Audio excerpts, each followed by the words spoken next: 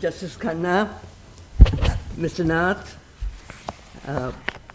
Mr. Bhatia, Smita, my colleague, friends, also colleagues who are there in the audience.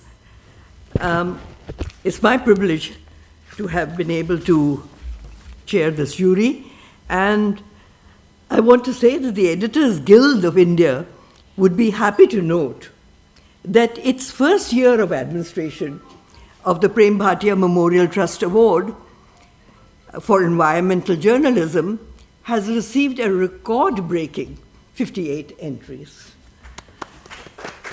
The jury, which consisted of me as a chair and P. Sainath as a co-chair, Sujata Mangdhok as a distinguished member, we assessed the huge number of entries, and each had multiple attachments, as not only an excellent response numerically, but embodying a commendable quantity of quality work.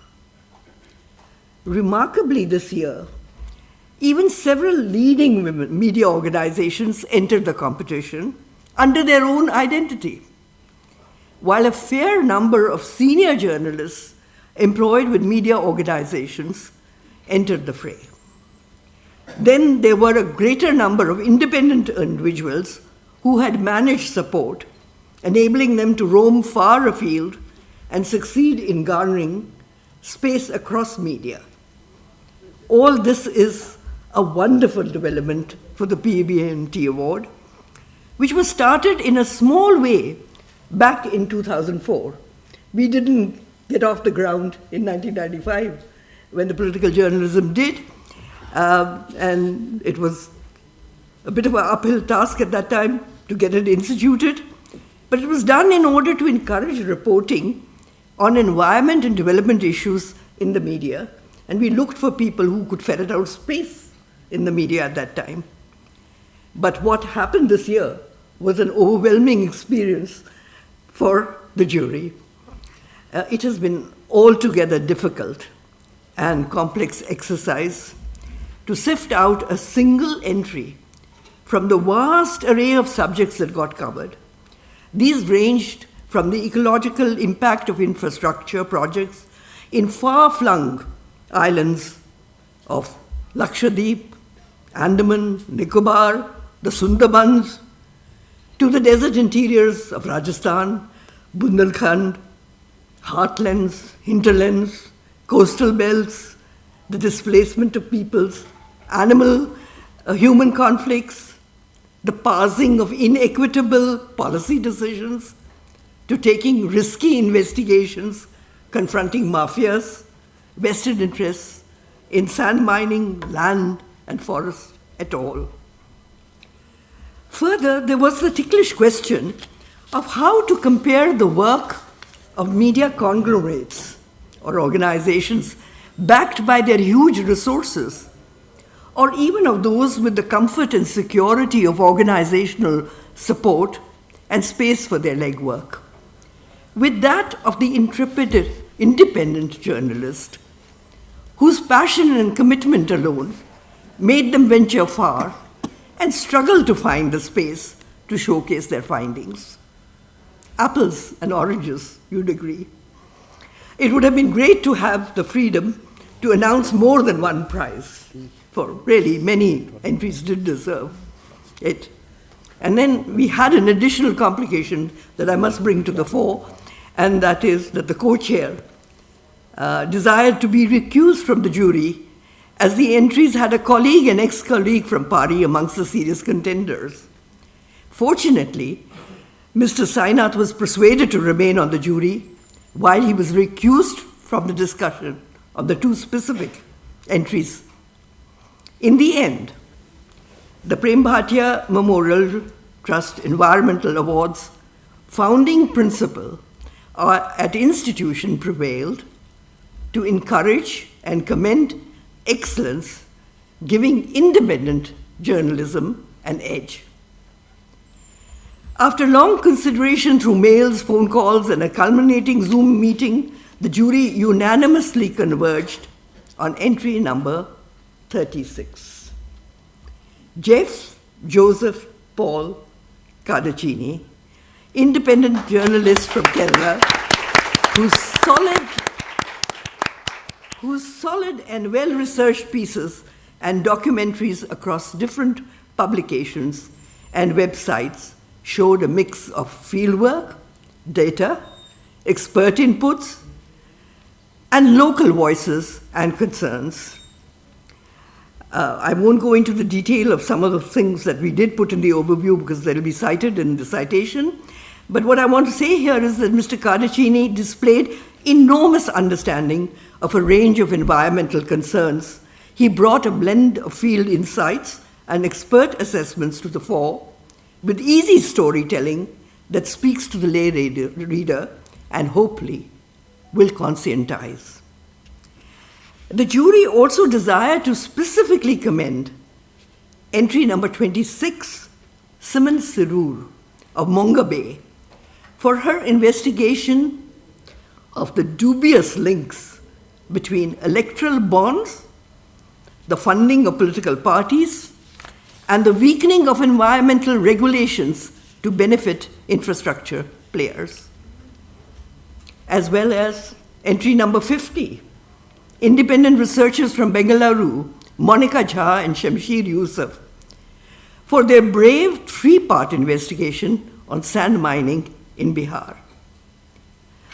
Rami Chabra and Sujata Madok also wish to commend Preeti David of Pari for her outstanding report on the impact of solar and windmill renewable energy projects on Rajasthan's desert ecology and animal husbandry, besides documentation on the Kuno National Park, highlighting the plight of tribals and Dalits removed from their lands 23 years ago to make way for lions that never came, and a few exotic African cheetahs that finally did in 2022.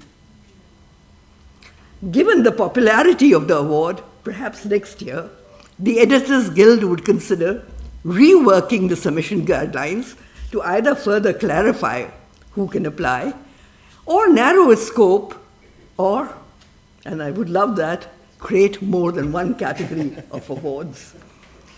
Finally, I would like to take this occasion to thank the Editors Guild of India and Shri Anant Nath personally of the honor of being asked to chair this first edition that you are administering and ensuring the continuity of process. And I must also add that Shri Rishab Gaur of EGI must be thanked for his excellent facilitation of the entire process this year. I would also like to place on record P. Sainath and Sujata Madok's sterling support to this pro bono work, giving their invaluable time across several years now. And to me, it's a matter of personal satisfaction that the PBMT Environmental Journalism Award has, over the last 2 decades, come to enjoy now a coveted stature in the media. And I read this report on behalf of all three of us. Thank you. We'll come back for the citation. No? Shall we start with the citation? Yes. You want to call him? Yes. Can we invite Jeff over? Jeff.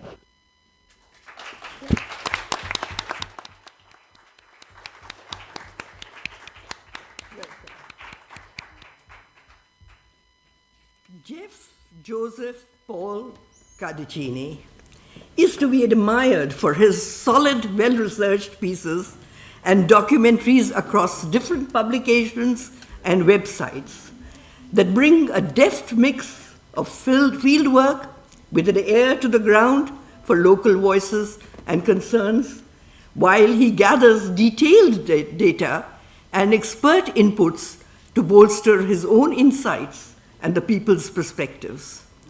This across a range of subjects and key issues. There is graphic directness in the way he uncovers and presents the pesticide problem plaguing the cardamon's grown in the Cardamon's Hill Reserve in Kerala, perhaps the only area where the spice is grown as a monocrop.